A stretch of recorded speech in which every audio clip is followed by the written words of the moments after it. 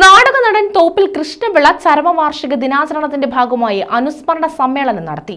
പുരസ്കാര വിതരണം, ഫൗണ്ടേഷൻ ഉദ്ഘാടനം, ലോഗോ പ്രകാശനം എന്നിവയും ഇതോടനുബന്ധിച്ച് നടന്നു.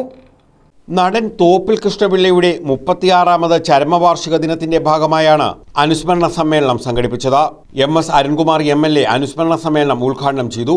അഭിനയ ജീവിതത്തിന്റെ ആത്മകഥയാണ് തോപ്പിൽ കൃഷ്ണപിള്ള അവരുടെ 7000 രാവുകൾ എന്ന രചനയുടെ അപൂർവത എന്നാണ് കാണാൻ കഴിയുന്നത്.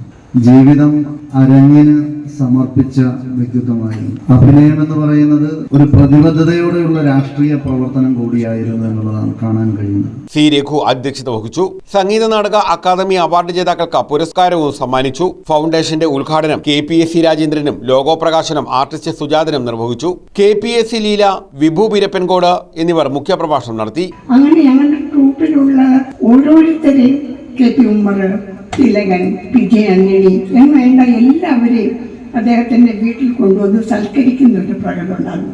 അപ്പോൾ ഭദ്രയാണെങ്കിലും അതിനൊക്കെ എല്ലാവരേക്കാൾ കൂടുതൽ എന്നോടൊരു പ്രത്യേകതയായിരുന്നു.